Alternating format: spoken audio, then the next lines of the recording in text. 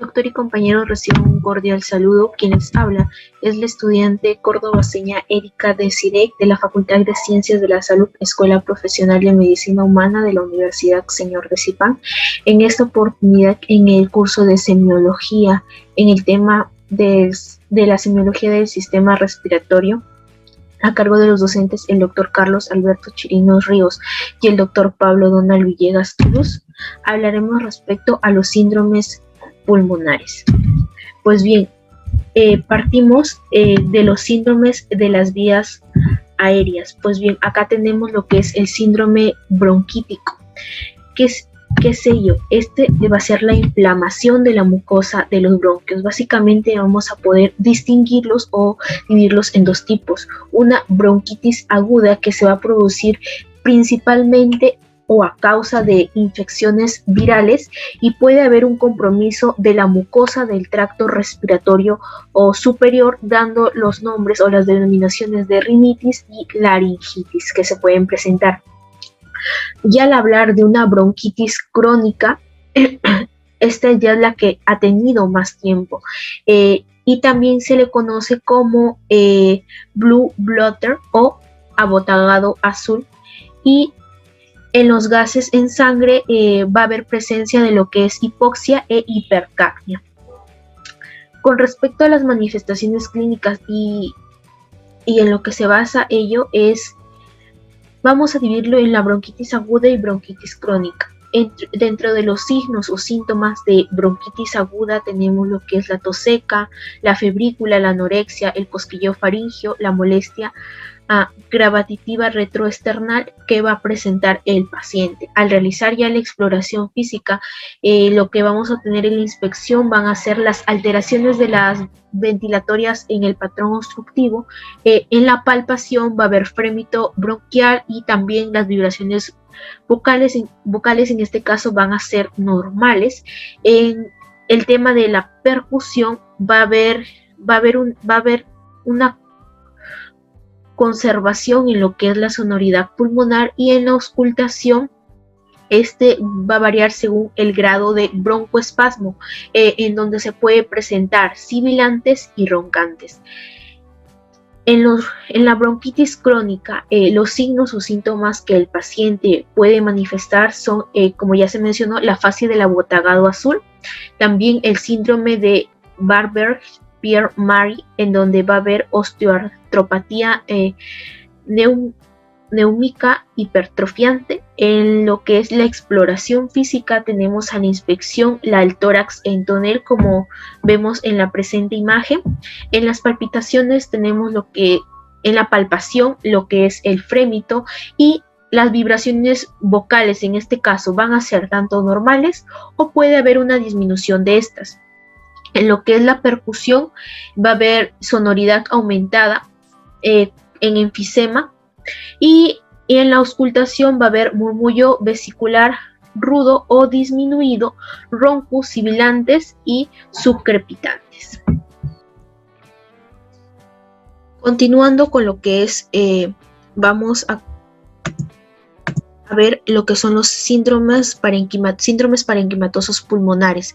Pues bien, estos van a incluir dos síndromes, en el cual sus diferencias fisiopatológicas y fisiológicas definen este comportamiento semiológico. Lo que tenemos, como se presenta, el síndrome de condensación, que va a comprometer lo que es el espacio alveolar, y también hablaremos de un síndrome de intersticial, en donde se comprende el intersticio pulmonar.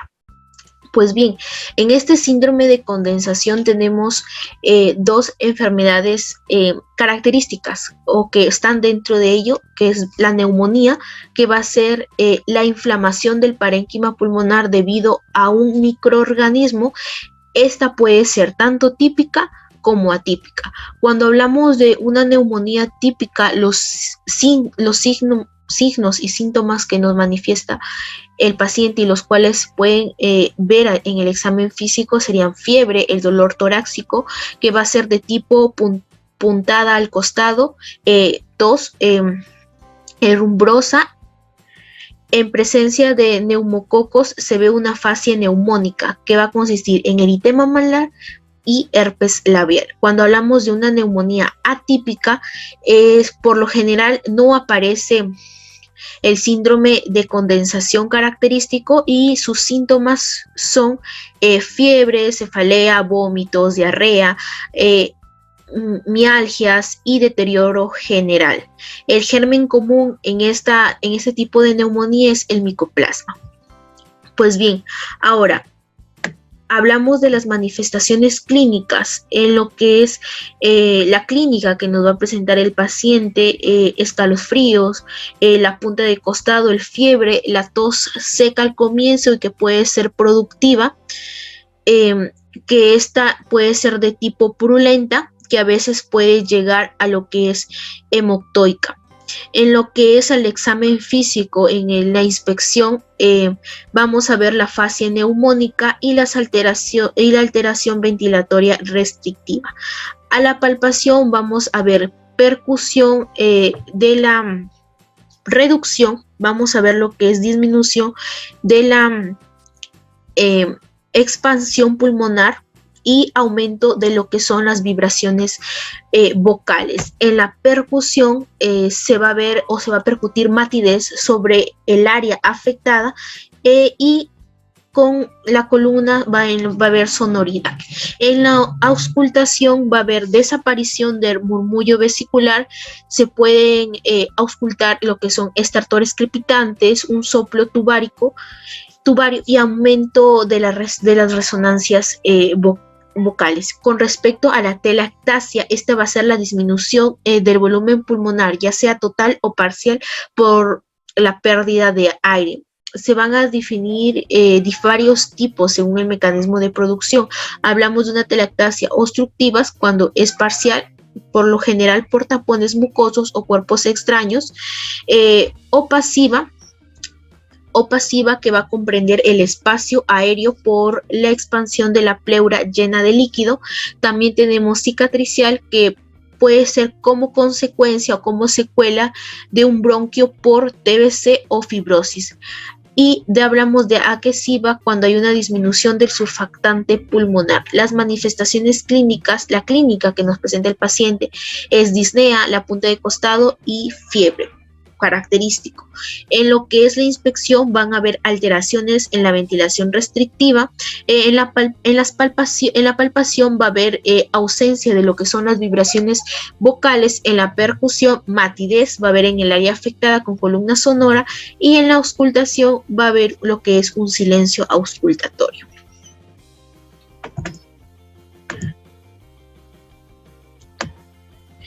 Siguiendo con lo que son los síndromes parenquimatosos pulmonares, ya hablamos del síndrome intersticial. Este es un proceso patológico que, como ya se mencionó, va a ocurrir en el intersticio pulmonar. También comprende el espacio aéreo y la vasculatura. En la etapa inicial lo que va a haber es inflamación, mientras que al final se puede presentar fibrosis que se genera por engrosamiento de la membrana que altera hematosis y puede conducir a lo que es la hipoxia. Las enfermedades pulmonares intersticiales difusas se han reunido lo que es en 3 grupos de estudio: las neumonías intersticiales, las de causa conocida, que acá generalmente las enfermedades del colágeno tenemos, y las enfermedades primarias intersticial pulmonar como eosinofilia pulmonar y sarcoiditis. Con respecto al diagnóstico, vamos a ver tanto la anamnesis, la clínica y en el examen físico.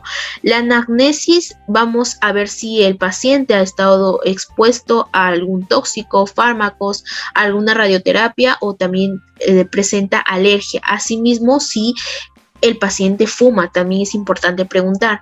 Respecto a la clínica, el signo o el síntoma característico es la disnea.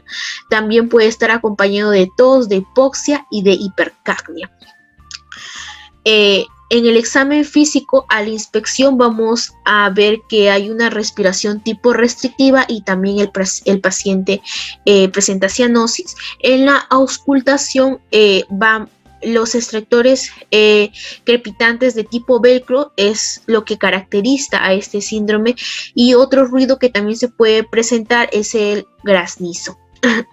Con respecto a los exámenes complementarios que se pueden solicitar, es electrograma para ver el signo de hipertensión pulmonar, la espirometría y la tomografía computarizada de tórax.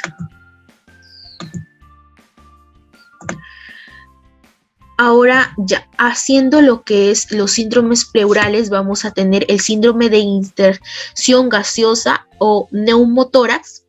Característico es el neumotórax, que va a ser la presencia de aire entre ambas hojas pleurales, lo que transforma su cavidad virtual en una real, ocupada esta vez por aire. Puede producirse de manera espontánea sin enfermedad pulmonar subyacente o deberse a enfermedad del parénquima.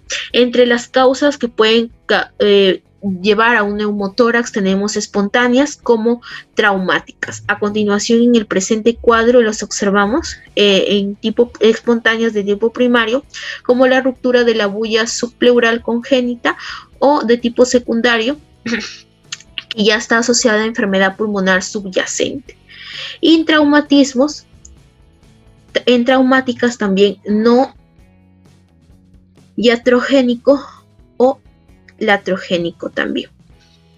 En lo que es ya la fisiopatología, pues bien, el uso de la tomografía computarizada de tórax en los pacientes que han presentado un neumotórax primario espontáneo, lo que ha revelado es la presencia de bullas hasta en un 80% de los pacientes. La rotura espontánea de estas va a ser el responsable del origen de un neumotórax.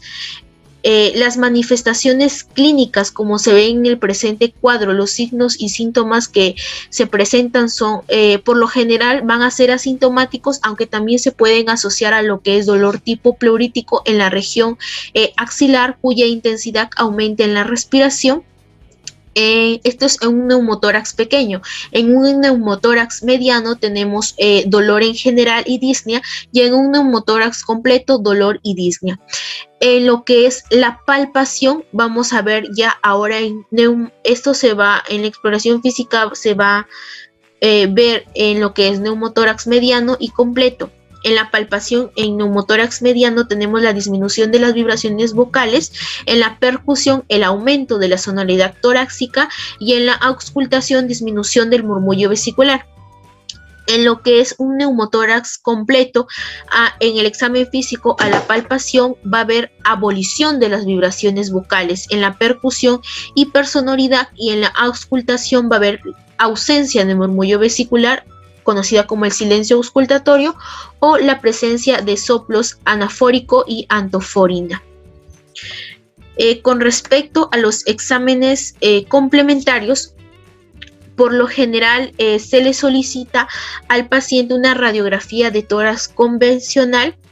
El punto de ellas se observa hiperclaridad y ausencia de la trama vascular, y se visualiza el borde del pulmón. En lo que son las complicaciones, puede ver un neumotórax a tensión, edema pulmonar por reexpansión, pérdida de aire persistente, o conllevar a un hemotórax.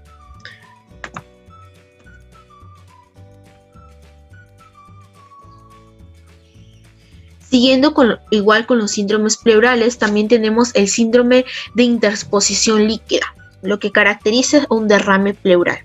En condiciones normales, como el espacio pleural contiene alrededor de 25 mililitros de líquido, y se denomina derrame pleural a la acumulación anormal de líquido en este espacio.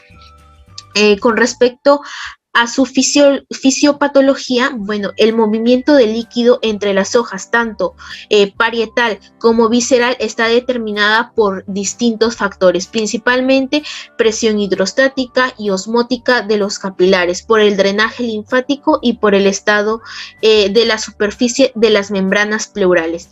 Si se altera uno o varios de estos factores, conlleva al resultado que es la acumulación excesiva de líquido en el espacio pleural. Con respecto a su etiología, son distintas las causas que pueden originar un derrame pleural, tanto trasudados como exudados, y a continuación se ven en el presente cuadro como infección cardíaca congestiva, cirrosis hepática, esto hablamos de transudado, afecciones renales, hipoproteinemia, entre otras. En los exudados tenemos las infecciones, que básicamente es la neumonía bacteriana, los tumores, la tromboembolia, entre otros. Ya hablamos de las manifestaciones clínicas, lo que va a decir el paciente, los signos o síntomas que se presentan son disnea, tos y dolor. A la inspección, el hemitórax afectado va a presentar menos movilidad y a la respiración es superficial cuando hay dolor asociado a derrame pleural o derrame voluminoso. En lo que es la palpación puede haber frotes si existe pleuritis y el derrame pequeño, y abolición de las vibraciones locales si es de mayor magnitud. A la percusión va a existir matidez del hemitórax comprometido o afectado. Si el derrame es libre, la matidez puede desplazarse con la postura del paciente, a lo que se le conlleva, a lo que se denomina como signo de desnivel, y la columna en este caso también es mate. Al auscultar la columna también es mate. Al percutir la columna, también es mate. A lo que es la auscultación va a haber disminución o ausencia del murmullo vesicular y se puede auscultar soplo pleurítico, pectoloriquia áfona o egofonía.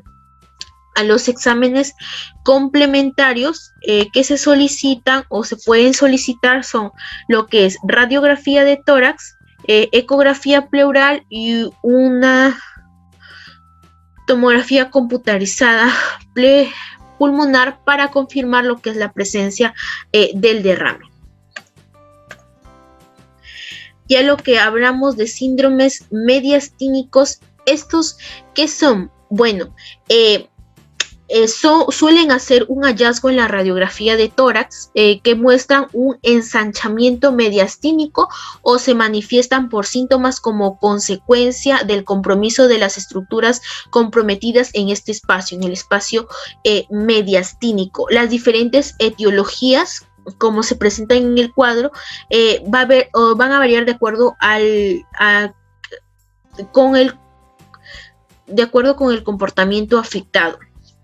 Anterosuperior puede ser un timoma, puede ser tumores germinales, puede ser un linfoma, puede ser un lipoma. Con respecto al comportamiento al medio, puede ser una metástasis, una adenomegalias, entre otros, y al posterior puede haber neurolimoma, entre otros. Estos síndromes mediastínicos, tenemos los síndromes mediastínicos agudos, de que en esta están provocados por aquellas causas que producen mediastinitis agudas, como los ocasionadas por procesos perforativos esofágicos y de la tráquea. También pueden ser secundarios, lo que son a procesos infecciosos históricos y estratégicos, y las poscirugías como la cirugía de revascularización miocárdica. También podemos hablar de los síndromes mediastínicos asintomáticos y van a corresponder lo que es a incidentomas, es decir, de que hay ensanchamiento del mediastino que se va a observar en una imagen solicitada que se ha solicitado por otro motivo. En lo que es los síntomas mediastínicos con síntomas, o el síndrome mediastínico con síntomas sistémicos, vamos a tener los síntomas compatibles con miastemia gravis, que puede haber debilidad muscular, pectosis palpebral, que se empeora en el transcurso del día y mejora con el sueño, y ello da secundario a un timoma. Los síntomas de impregnación asociadas o no a síndrome febril prolongado, donde hay compromiso de los ganglios del mediastino por alguna causa, que puede ser una tuberculosis, una hipoplasmosis, una sarcosis. También pueden haber síntomas secundarios a la hipercalcemia y alteraciones del metabolismo del fosfato calcio. Y puede haber debilidad, fatiga, lo que es litiasis renal, entre otros. Ya hablamos de síndromes mediastínicos con síntomas locales, cuando las masas mediastínicas pueden producir lo que son manifestaciones por compresión o invasión de las estructuras adyacentes. Los síntomas, lo que son más frecuentes, tenemos tos, epoctosis, estridor, inspiratorio, disnea, dolor, el retraso esternal, la ronquera y disfagia. Otras veces la forma de presentación puede ser por síndromes de la vena cava superior, como síndrome de Klauner-Bernard-Horner. También puede haber derrame pleural y bóceos intratorácicos. Finalmente es importante ver lo que es insuficiencia respiratoria o el síndrome de insuficiencia respiratoria, que va a expresar lo que es la imposibilidad del aparato respiratorio de cumplir satisfactoriamente la función básica, que es asegurar el intercambio de gases entre lo inspirado y la sangre venosa. Según la duración del trastorno, la insuficiencia respiratoria puede ser aguda cuando los síntomas han comenzado recientemente y de forma brusca. Y hablamos de crónico, en ella se encuentran lo que es la enfermedad pulmonar obstructiva crónica como EPOC y el estadio de la insuficiencia cardíaca.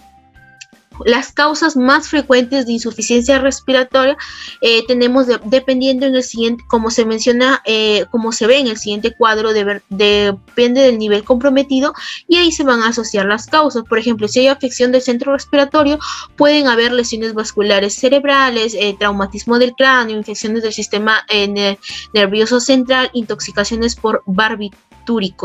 Cuando hablamos de enfermedades de la médula y nervios periféricos, se le asocia el síndrome de Guillain-Barré, enfermedades de la unión neuromuscular, miastenia gravis, tétano también, enfermedades obstructivas, ahí puede haber debido al asma o EPOC, y enfermedades restrictivas como neumonía, edema agudo de pulmón.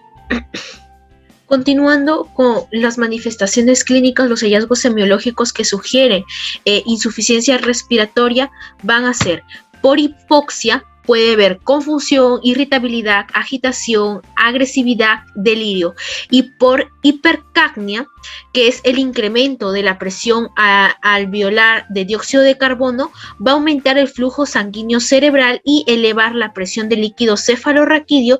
Esto va a producir lo que es cefaleas y a veces también edema de papila. Los niveles altos de la presión arterial de dióxido de carbono va a tener también un efecto narcótico y produce alteraciones de la conciencia como somnolencia, asterixis y coma. En la inspección se pueden comprobar lo que es cianosis generalizada en pacientes.